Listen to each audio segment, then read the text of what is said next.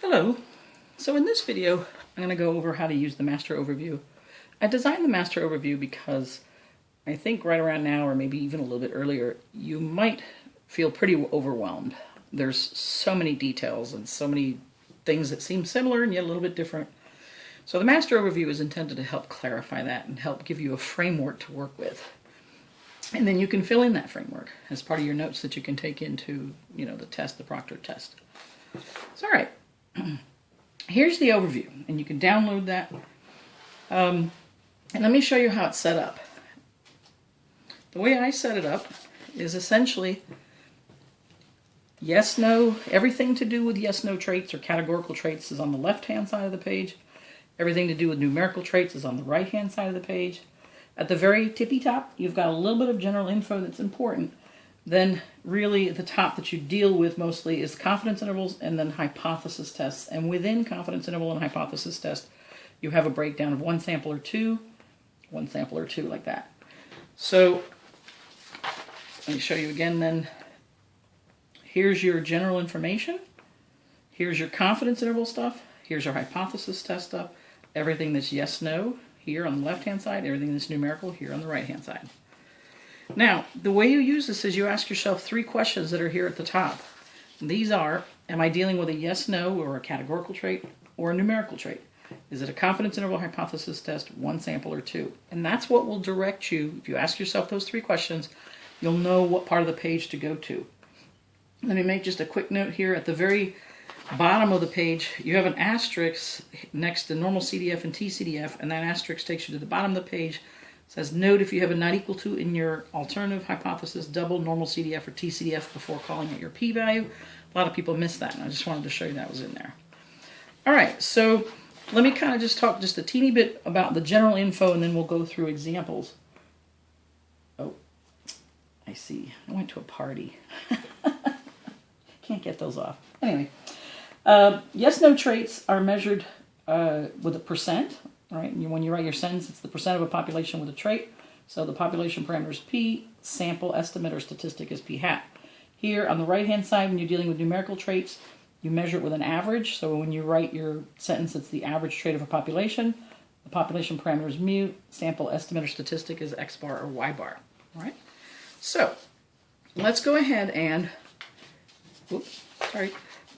go through an example. And what I want you to do is we'll read it, and the best way to do this is to pause the video right after we read the example. You answer those 3 questions, and then we'll go through the example and show you how you use the overview and fill everything out. So I'm not actually calculating anything. I'm going to be going through these kind of quickly. It's really more about how to show you how to use the overview than it is to show you how to solve the problems. So suppose a company promises that if you use their new super duper 5-iron golf club, you will be able to hit a golf ball an average of more than 200 yards. You decide to test this by randomly selecting different brands of golf balls. You collect your data, and then you test the claim, right? You test a claim. All right, so let's pause the video and answer those 3 questions. So hopefully what you would get is that the trait is yards. For each individual golf ball, you hit it, and then on your piece of paper, you write a number which corresponds to how far that golf ball traveled. So this is a numerical trait. And you're asked to do a hypothesis test, and it's 1 sample. If it had been 2 samples, it would have had to look like we're comparing the super duper 5-iron golf club with the XYZ golf club, and here's the data for one, here's the data for the other. All right? So now what we're going to do is go through and show you how I would use the overview on that. So numerical trait, hypothesis test, 1 sample. So I've highlighted everything. You would start out with mu equal to a number, in this case 200 yards, and then is it more than 200 yards? Then you go through conditions, and all 4 conditions are here. So you've got independence, how far one golf ball travels won't affect another. You don't have 30 values, so you either have to do a box plot, histogram, or normal probability plot. So that's over here. Then you have random selection, that's here, and 10% rule here, okay? So once you've done your conditions, then you draw this shape because you're going to draw the distribution of expected sample means. In that center, you're going to put mu here, and then you're going to do the standard error formula, which is s over square root of n. That's what that particular formula is, which you would get from your info box. S over square root of n is about 4. And you would use that to create your distribution of expected sample means. So there you are, 200. There's your sample error. Standard error is 4, so you add it and subtract it 3 times, get your distribution. Then you're going to find you're going to test this expected distribution with reality. You took a y bar and find out how far it is from mu standardized, right? So there it is, how far is y bar from mu over standard error. You get your t-score. Then once you get your t-score, you run it through TCDF, lower to upper score, and your degrees of freedom. So here, lower score is the t-score, upper score is 100 degrees of freedom, right? Once you get your p-value, right, this is your p-value, then you go to your conclusion and you write your conclusion. All right, and it has, depending on whether it's less than or greater than the significance level. All right, so there's your first example. Right, so there's not enough evidence because your p-value is much higher than your significance level. All right, now let's take a look at your second example. An urban economist wanted to determine whether the mean price of a home in Lamont is less than the mean price of a home in Naperville. A random sample of homes sold in each city results in the following statistics, and they give you this. So essentially they're giving you an info box here. Test the claim that housing is less expensive in Lamont than in Naperville using a 3% significance level. All right, so pause the video, answer those 3 questions. Okay. So hopefully what you got is that this is a numerical trait because you're talking about money, the prices of homes, right, in Lamont and Naperville. And so it's a numerical trait, 2 samples, and you're doing a hypothesis test. Okay. So here we are, numerical trait, hypothesis test, 2 samples. So you're following more the right-hand side here. Now, most of this is done in your calculator, so you do have to know how to write your hypotheses, and you'll be able to do your conditions for both groups. So there's your conditions, and again, all that's in there. In this case, we have central limit theorem applying and all that, so that's here if central limit is, if your sample size is greater than 30, everything else is kind of standard. And then here's your, they asked you to test to see if Lamont is less than Naperville, right, versus that it's equal to. You put all this in your calculator, it gives you your p-value, you compare it, and then you decide, do I reject or not reject? So you're taken right down here once you put in your values. And notice, in this case, you were given statistics, so you would follow this top part. Right? If you were given data, you would do this. And you follow your conclusion. So once you get your p-value, you don't reject or null. There you go. You can do your conclusion. Okay? All right. Next example. Suppose medical testing can detect a particular type of cancer 40% of the time. Trained dogs can also detect the particular type of cancer. In a randomized test, trained dogs correctly identified 83 of the 165 instances of this particular cancer. Can trained dogs detect cancer better than medical tests? Perform a hypothesis test. Pause the video, answer those 3 questions. Now, I'm assuming you've paused. We're going to go through this. This one can throw people off because I can see where you can tell it's a yes-no trait because either a dog can or it cannot detect cancer. So it's yes or no for each time you test the dog. You say that the individual result is, did they correctly identify that it had cancer or not? So it's a yes-no trait. However, here, is it 1 sample or 2? Well, you're actually, even though you've told 40% here, and if you do this division, 83 by 165, you get another %, this is an actual sample, right? In a randomized test, that means they took a sample and they did this. This here is talking about medical tests, something else. It's not a sample. So this is only 1 sample. If you don't see 2 sample sizes, it is not 2 samples. So this is a 1 sample hypothesis test for a yes-no trait, okay? So here's how I would label the problem, right? And then here's how I would follow through on it. So I would say yes-no trait, hypothesis test. I'm following 1 sample, so I'm following this. I start with the claim, right? There's my mu, P, right? P now because it's a %, yes-no trait. So you write your claim, You go through your conditions.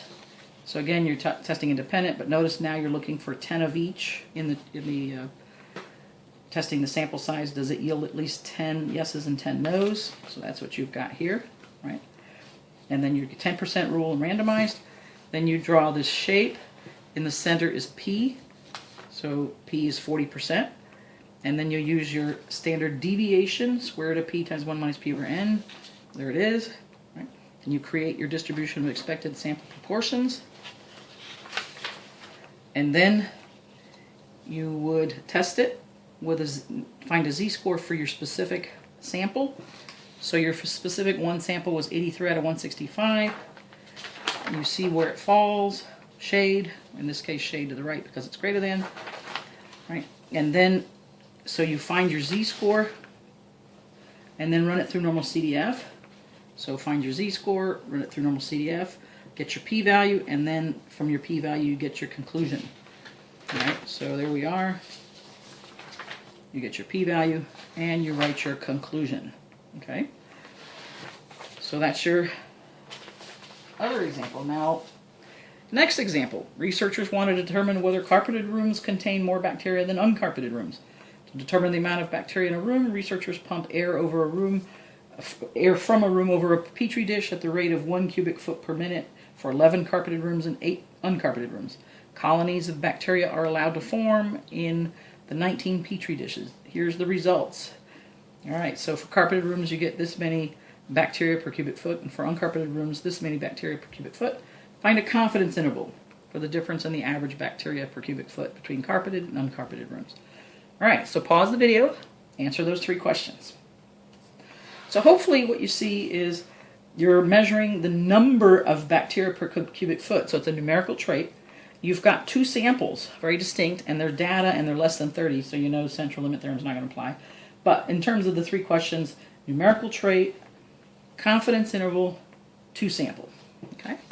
So now I am here, numerical trait, confidence interval, and then 2 sample here. Don't forget, you still have to do your conditions, but the conditions are put with a hypothesis test because otherwise everything wouldn't fit on one page.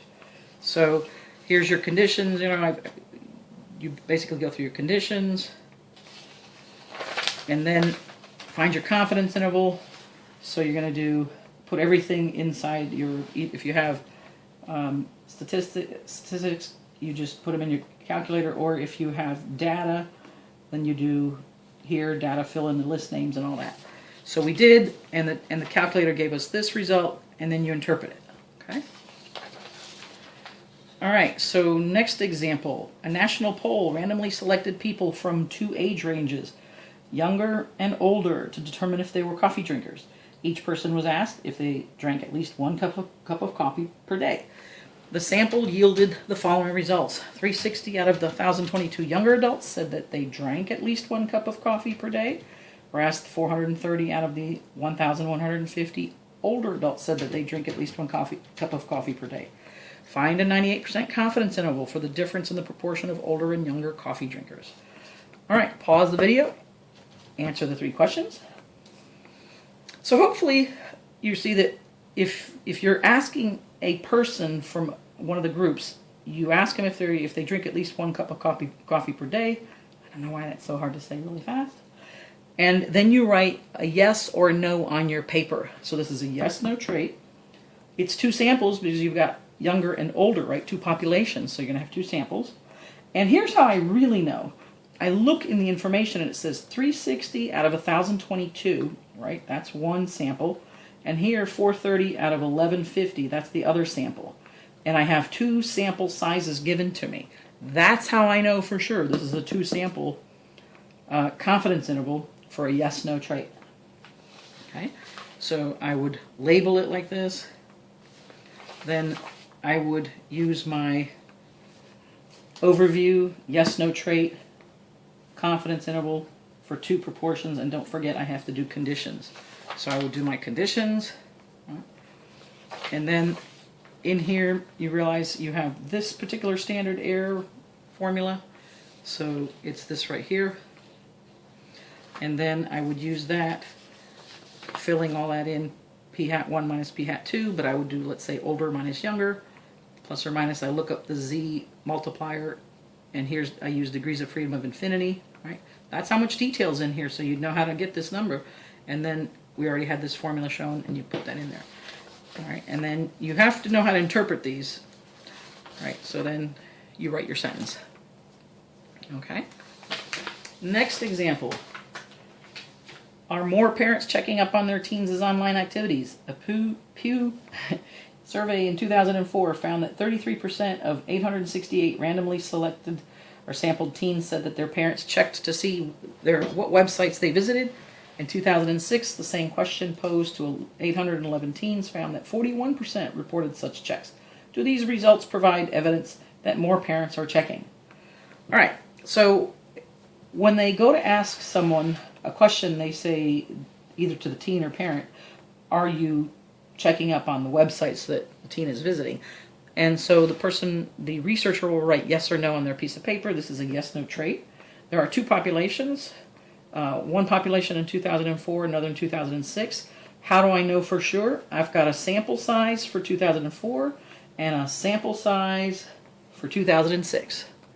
That's how I know. So I've got two samples. It's a yes-no trait.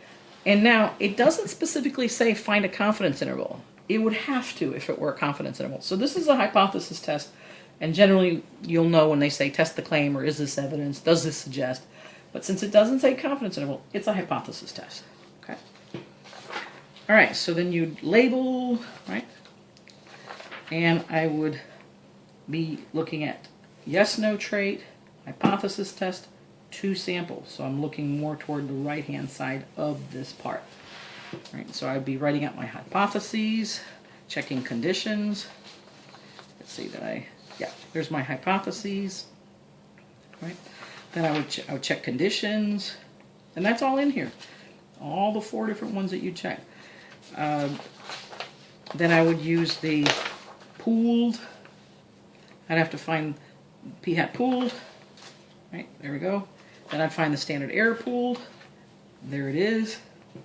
Then I would find the z-score for the difference in the two population proportions and how far that is from 0 divided by the standard error pooled. So there we are. And notice how here in my distribution of expected samples, when I draw that shape of the normal curve, the center is 0. Center is 0. And then I use my standard error to fill out, the rest of the number line. So in our case, our standard error was, looks like 0.02, right? So there it is, right? That's how I do that. Then I find the difference in the two sample proportions, which were given to me in the problem, right? And then find out how far it is from 0 divided by the standard error. Then I get my z-score. So I get my z-score after I do all that. And then once I have my z-score, I look at the shading, right? In our case, this fell over here and went this way. So from that z-score to 100, get my p-value, right? So lower to upper z-score, get your p-value, and then do your conclusion. All right. So there's that example. Next example, a chair manufactured with hardwood A is tested to see if it can withstand a high load. 350 randomly chosen pieces of hardwood A withstand a 400-pound load and buckle or break only 21 out of 350 times. Find a 98% confidence interval for the proportion of times hardwood A buckles or breaks under a 400-pound load. So here again, this is a yes-no trait because you test a piece of wood and you write down yes or no. Did it break or buckle or not? And you have information for one sample, 21 out of 350. So that's one sample, yes, no trait, and they ask for a confidence interval. Right? So after labeling it, I would use my overview, yes, no trait, confidence interval, right? And then I also have to check conditions. So I would probably check conditions first. There you go. Right? And again, this is all in here. The outcome of one doesn't affect the outcome of another. One piece of hardwood buckling or breaking won't affect another. And is less than 10% of the population. 350 is less than 10% of all pieces of hardwood. Representative sample, I have to show NP. There, in this case, I don't have NP, so I have to use p-hat. And really, since they already tell us you don't have P, you're trying to find P with a confidence interval, 21 is what you're given, so you can use that. So you'd say 21 greater than 10, 350 minus 21 is 329, didn't, greater than 10, and randomly sampled. So normally if you have P with a hypothesis, you know P because you're assuming it right here. But I had to put conditions here because I couldn't fit everything in. So here you would have to use P hat if you're doing a confidence interval with conditions. So you might want to write a little note for yourself there. But after you've done conditions, then you just do your sample proportion plus or minus Z. You look up Z in the t-table with degrees of freedom infinity times this standard error formula. So there you go. P hat, Z you look up, standard error, fill everything in, get your confidence interval, and boom, write a sentence. Okay? And the next example, has the amount of money for research and development for a particular industry changed in the last 30 years? Suppose that 30 years ago the average annual R&D for companies in the industry was 2.7 million. Today, 56 randomly selected companies from this industry are asked how much they invest annually in R&D. Here's the following results. Make a 98% confidence interval for the average annual investment in R&D of these companies today. Pause the video, ask the 3 questions, or answer the 3 questions. So when you ask a company how much do you spend on R&D, they're going to tell you a number. So it's a numerical trait. You're only being given one sample size. It's one sample, right? It's the average for the entire industry. They're not comparing 2 industries or 2 companies within an industry or something. All right, so then you're doing a numerical trait, one sample, and a confidence interval. So you label, then you use your overview, numerical trait, confidence interval, and here's your conditions for that. That's it. So I would do my conditions, right? And then here's my confidence interval. Take your data that they gave you, look up your T multiplier, right? And it says look up in the t-table cross degrees of freedom with a confidence interval. That's how you get that. And then your standard error, S over square root of n, right? That's how we're getting it all. And then write a sentence. So that was a lot to go through, but I wanted to show you for an example of each type, right? There are 8 because there's 1 mean, 2 means, 1 proportion, 2 proportions, so that's 4 things, and each of those could have a confidence interval hypothesis test, so that's like 8 combinations. So here's some suggestions that you might want to fill out, like you might want to perhaps improve on this master overview. You might want to write down sentence structures. So if you looked at some of your notes, here's an example of some sentence structures that help you write a sentence correctly, and then you had to evaluate whether 0 is in the interval or not, if you're comparing 2 populations, that kind of thing. And maybe calculator keystrokes, and then just fill it out however you want. But that's how you use the master overview. Hope that helps. Thanks for listening.